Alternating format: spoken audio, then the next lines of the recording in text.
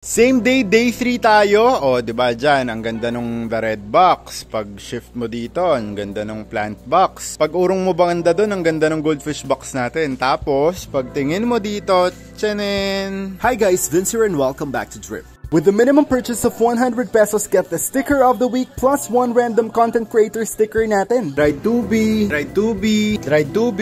Ano pang inihintay mo? Add to cart ni Drip, checkout mo na yan. So ito na po yung status ng ating Drip Glider House Day 3. Sa ngayon ay ako ay naglilinis lang dito sa paglalagay ng ating Drip Glider House. Medyo dumidilim na. Wala pa akong naka-install na ilaw doon. So tinatapos ko lang yung kaya kong tapusin. So far, na-clear ko na yung area na yon, yung mga gasol doon, yung mga chaline, tinanggal na namin. Tinanggal ko na yung mga kahoy and yung mga pipes doon sa ibabaw ng bubong. Tatanggalin ko na yung bubong next, pero isa-sort out ko muna yung mga pipes na kailangan ko dito and yung mga hindi ko na kailangan. 2024 na kailangan na natin magtapon ng mga hindi kailangan ng mga gamit dito sa bahay at huwag tayong hoarder. Shoutout sa mama ko na mahilig mag-hoard. Didispose na namin yung mga may kalawang na yero na nakatambak dito. Sa ngayon, ganyan kalapad yan. Ang gagawin ko dyan ay papaliitin ko lang siya based dun sa nakasemento para hindi siya makakasagabal dun sa drip cage natin. Siguro pinturahan ko na lang din yan ng waterproofing next time para mukha naman siyang presentable, tapos lalagyan ko na lang ng cover. Dito sa mismong papaglagyan ng drip cage natin, napakadami pa natin gagawin. Buti na lang nagsimula ako ng linggo. So meron pa akong 7 days para linisin to bago tayo magsimula ng construction dito. I think that's enough time na para malinis to completely.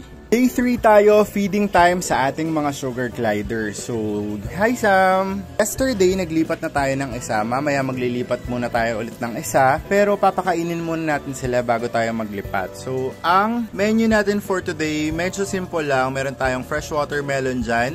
Tapos, meron tayo ditong Cerelac. Dun sa kanilang trash bin, nilagyan ko ng few superworms para makakakain sila kung kailan nila gusto. Sabay-sabay sila nagkakarabing. Ngayon, ang gagawin natin, kukunin muna natin isa-isa. Tapos, papakainin natin ng Cerelac. Hayaan muna natin sila mag-roam around dun. Tanggalin ko muna yung pouch para hindi sila makapagtago at makakain sila ng maayos dun sa loob. Nauna na si either Gucci or si Dior to. Pinakain ko siya ng Cerelac. Pero, mas preferred niya yung superworm. So, doon agad siya pumunta dun sa trash bin. Kumuha ng superworm. Second glider is in. Ayan, lalagay lang natin siya dyan. Kung trip niya yung Cerelac, kakain siya. Eh, hindi niya trip. Mamaya pa siguro yan. Huhuli natin dito si Chanel na lang, saka si Louis. Dito na si Chanel, isa dun sa mga mami. And ayan, umihi siya. Last but not the least, nandito na si Louis, ang isa sa aming mga favorite gliders. Favorite din to ni Sam. Ito rin, favorite ko rin to yun. Saka si Chanel, yun. Dalawa silang favorite ko, yung magnanay. Anay ni Louis, si Chanel. Huli ko silang ipapakilala kay Baba. Sabay ko na silang ipapakilala. So mamaya baka si Gucci or si Dior yung ipakilala natin. All 4 gliders are in dito sa kanilang cage. Mamaya either si Dior or si Gucci ay ipapakilala natin kay Baba.